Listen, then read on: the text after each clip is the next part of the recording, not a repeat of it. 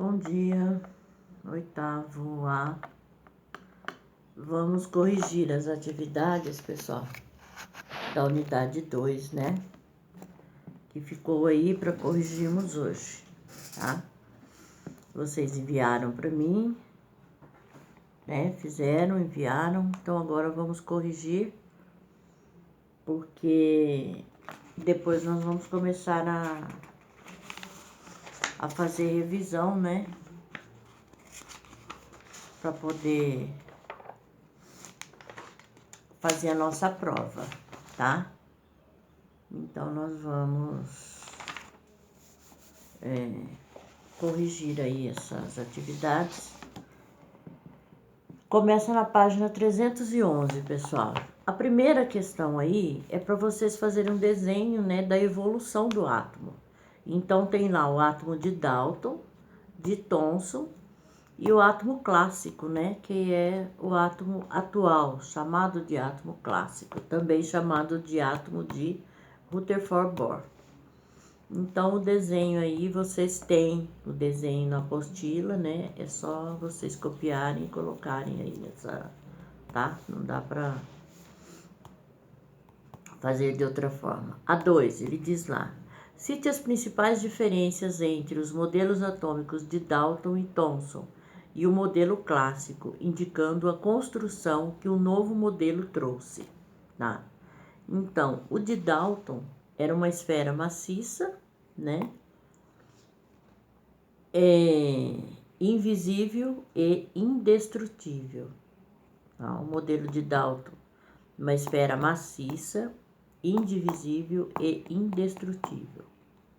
Modelo de Thomson, esfera maciça, positiva, né? Ou seja, tinha a esfera maciça positiva, quer dizer que tinha já os prótons, né? Com os elétrons espalhados, né? Esse era o de Thomson. Esse modelo de Thomson, ele introduziu a ideia de que o átomo teria cargas elétricas, tá?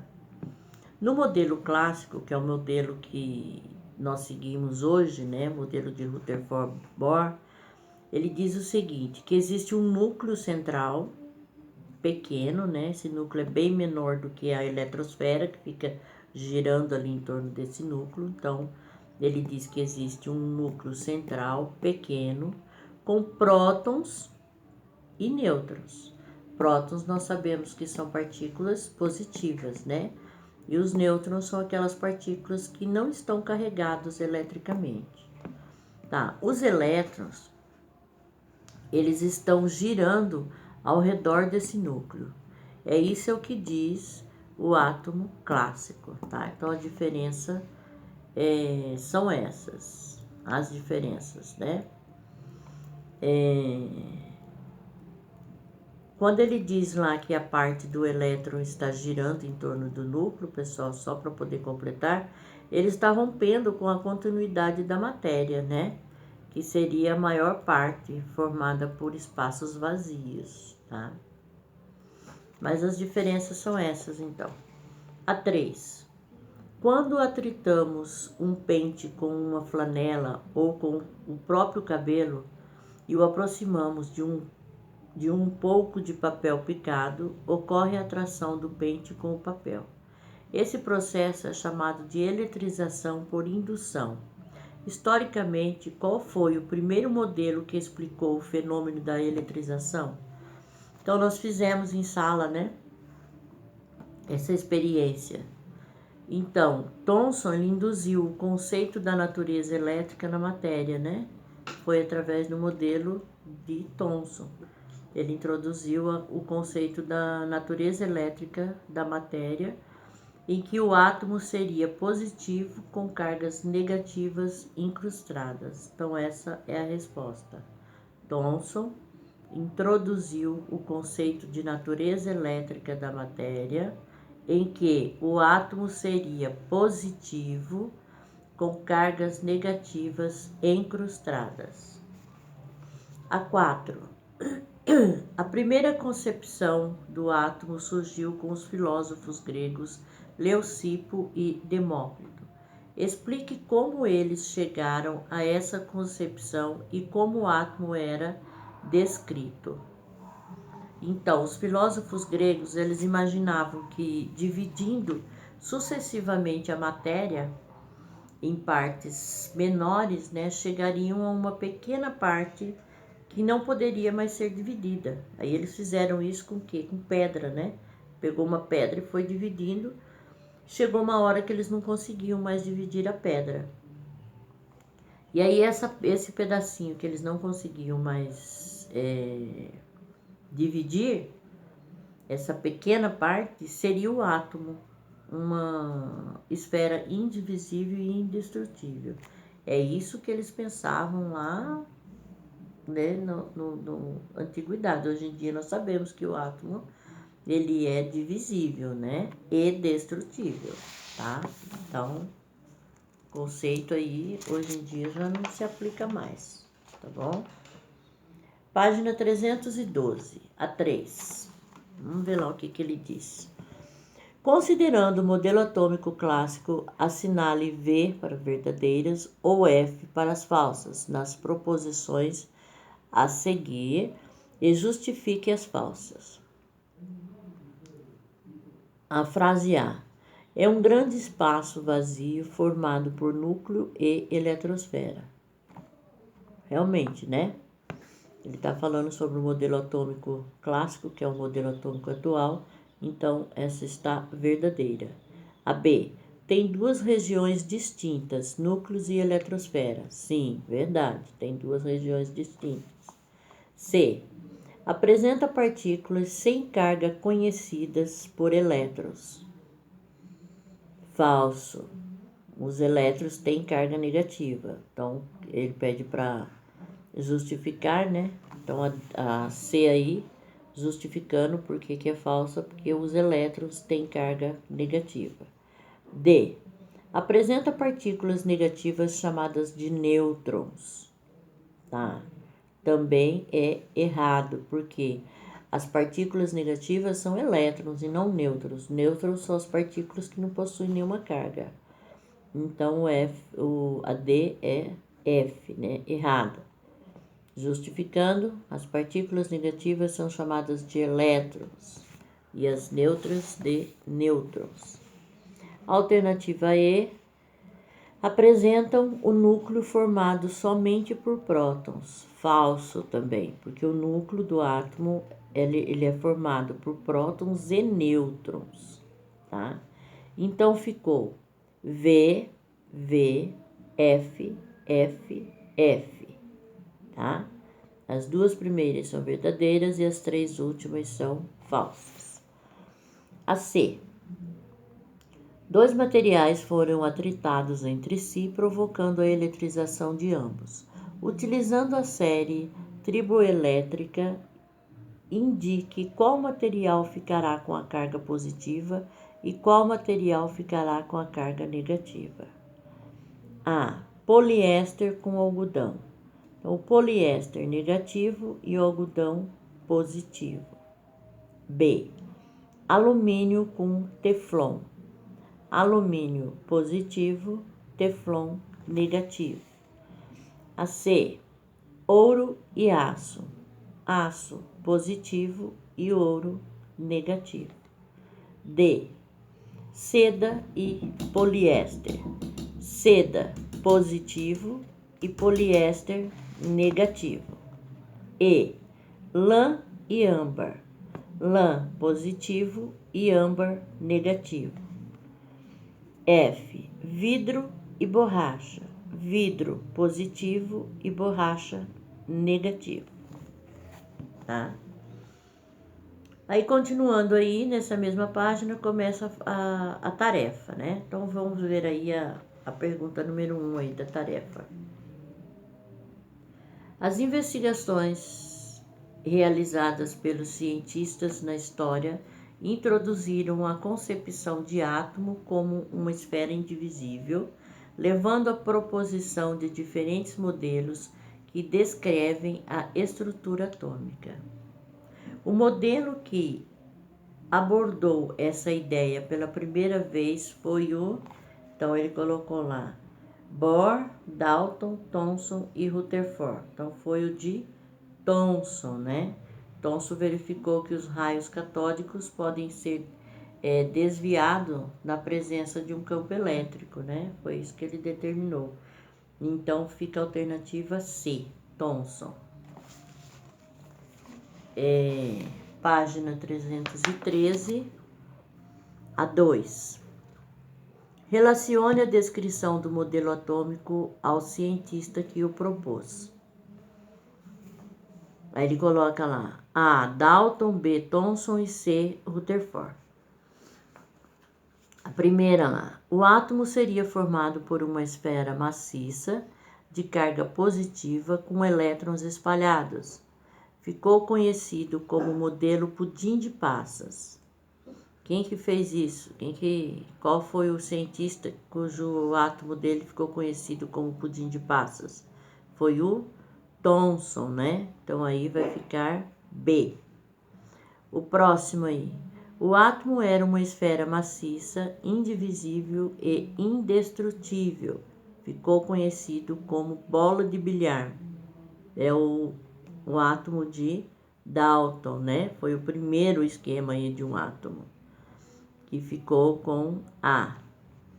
O último, o átomo seria formado por um núcleo com prótons e elétrons girando ao seu redor, semelhante ao sistema solar. É o C, né? Rutherford. Então, ficou B, A e C, tá? B, A e C, pessoal. A 3. Na história da humanidade, muitos cientistas tentaram explicar do que a matéria era formada. Vários modelos foram sugeridos na tentativa de solucionar essa questão. O modelo de estrutura atômica formulado por Rutherford apresentou como novidade a noção de carga elétrica, nêutrons, prótons, elétrons e núcleos. É núcleo, né? A experiência de Rutherford permitiu a comprovação, né, da existência do núcleo atômico, tá?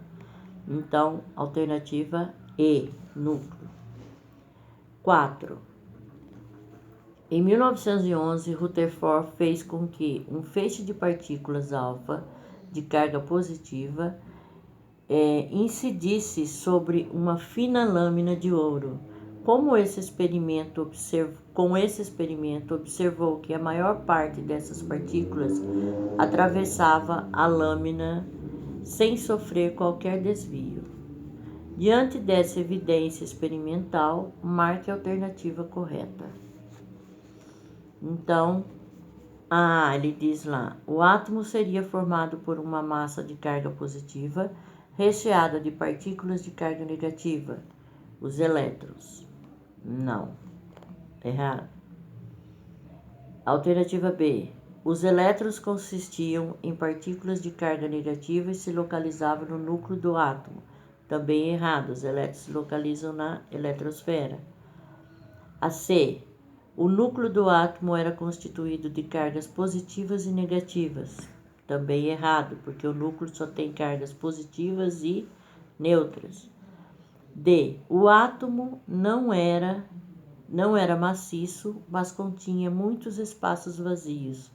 Verdadeiro. E. O átomo era maciço e indivisível. Também não. Então, a única alternativa aí que está correta é a alternativa D. A 5. Um estudante deseja determinar o estado de eletrização de uma bexiga. Aproximando um corpo A, né, observa que há atração com a bexiga. Em seguida, ele pega o corpo B carregado positivamente e aproxima-o da bexiga, verificando novamente a existência de atração. Com base nessa sequência, são feitas as afirmações seguintes. 1. Não se pode afirmar se o estado de eletrização da bexiga é neutro ou carregado. 2. Se o corpo A estiver negativamente carregado, a bexiga estará necessariamente neutra. 3. Se o corpo A estiver carregado positivamente, a bexiga estará necessariamente carregada com carga negativa. Estão corretas as afirmações. Estão corretas a 1 e a 2. Então, alternativa D, tá? Alternativa D. Página 314. A 6. Com base na série triboelétrica, constata-se que o isopor, ao ser atritado com a lã, fica carregado negativamente. Da mesma forma, o vidro, ao ser atritado com a seda, ficará carregado, alternativa C, positivamente, pois perde elétrons. Tá? Desafio, temos aí o primeiro desafio. A tabela seguinte apresenta a composição atômica das espécies genéricas 1, 2, 3 e 4. Tá? Então, nós temos aí os prótons, os nêutrons e os elétrons de cada um. Com base nesses dados, é correto afirmar que 3 e 4 são espécies neutras. Então, vamos lá, na 3, analisando a 3 e a 4. Não são espécies neutras porque tem quantidades diferentes aí de partículas. A B. 2 e 3 possuem 19 partículas nucleares. 2 e 3. 9, 9, 18, exatamente. Então, a B está exato, tá certo. Então, a única alternativa correta aí é a B. A 2 desse desafio aí, ele tem um texto. Como funciona a máquina de Xerox? Quando se inicia a operação em uma máquina de Xerox, acende-se uma lâmpada que varre todo o documento a ser copiado. A imagem é projetada por meio de espelho e lentes sobre a superfície de um tambor fotossensível, que é um cilindro de alumínio revestido de um material fotocondutor. Os fotocondutores são materiais com propriedade isolante no escuro, mas, quando exposto à luz, são condutores. Assim, quando a imagem refletida nos espelhos chega ao tambor, as cargas superficiais do cilindro se alteram, as áreas claras do documento eliminam as cargas elétricas que estão sobre a superfície do cilindro e as áreas escuras as preservam. Forma-se então uma imagem latente que ainda precisa ser revelada. Para isso, o cilindro é revestido por uma fina tinta de pó. O tonalizador ou toner que adere à imagem lateral formado sobre o tambor. Em seguida, toda a imagem passa para as fibras de papel através de pressão e calor, e assim chega-se à cópia final. Meio complicadinho ali, né, pessoal, o funcionamento dessa máquina, mas vamos ver lá. O texto acima se refere a uma aplicação do fenômeno de eletrização, pois é graças a ele que o toner adere ao cilindro metálico mencionado. É correto afirmar que o comum desses processos é: alternativa A, deixar o corpo eletrizado com um equilíbrio entre o número de cargas elétricas positivas e negativas. Exatamente, né? É isso que acontece, né, pessoal? Então, nós temos aí a alternativa A. Já na página 315, pessoal, nós temos aí um resumo do que nós vimos aí, né? Nessa unidade 2. Ele diz lá: nessa unidade você aprendeu como a ideia de modelo atômico evoluiu com o passar do tempo, desde a Grécia Antiga até o início do século XX. Viu também o que significa eletrizar um corpo e de que forma esse processo pode ocorrer. Com relação à evolução do modelo atômico, a imagem a seguir apresenta cada um de seus modelos e a época em que foram aceitos. Então tem ali toda a evolução, né? Primeiro modelo de Demócritos, que é uma bolinha maciça. Depois nós temos lá o modelo de Dalton, né? Bolinha maciça baseada em resultados experimentais. Modelo de Thomson, né? Que é o pasta, né? Que é positiva, incrustada de elétrons negativos, então ele encontrou ali as partículas positivas, né? Depois nós temos lá o modelo de Rutherford, núcleo positivo, elétrons girando em órbitas circulares.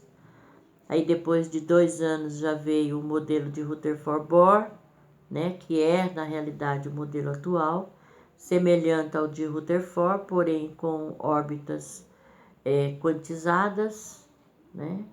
E depois o modelo de orbitais, o elétron e considerando uma partícula onda e está situado em órbitas, tá? Aí ele diz lá: relacione as colunas com as características correspondentes a cada processo de eletrização. Então, primeiro ali, eletrização por atrito. Depois, eletrização por contato, eletrização por indução. Na A, eletrização por atrito, ele diz lá: ocorre quando um material já carregado se aproxima de outro material neutro. A eletrização por contato ocorre pela interação de objetos de materiais diferentes. E a eletrização por indução ocorre, né? Pode ocorrer com objetos de mesmo material, mas necessita de um corpo já carregado. Então, um aí, ó, ele tem a imagem de uma pessoa colocando as mãos num objeto e o cabelo ficando eletrizado. No B, por contato, tem uma criança, né, com 2 balões e o cabelo, né, sendo puxado pela eletrização do balão. E no terceiro, por indução, que é bem normal acontecer isso, né? É comum isso quando está penteando o cabelo, né? Se você penteia o cabelo com uma escova, determinadas escovas acontece isso, a eletrização do cabelo, né? E o povo passa lá um olhinho para poder fixar esses fios, né? Que fica todos, né? Isso é eletrização. Então, o atrito, né? Vamos ver como que ficou isso daí. O atrito, o B, né?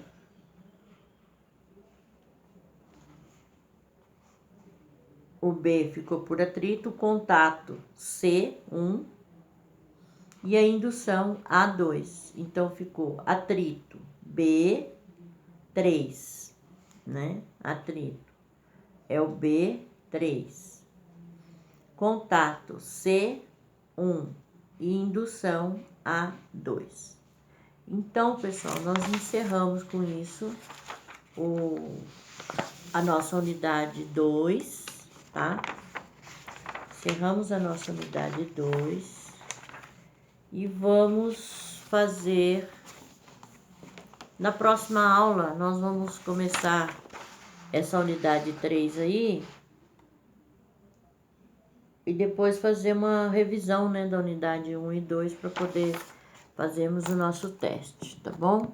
Mas por hoje é só isso daí. Beijo a todos, fiquem com Deus.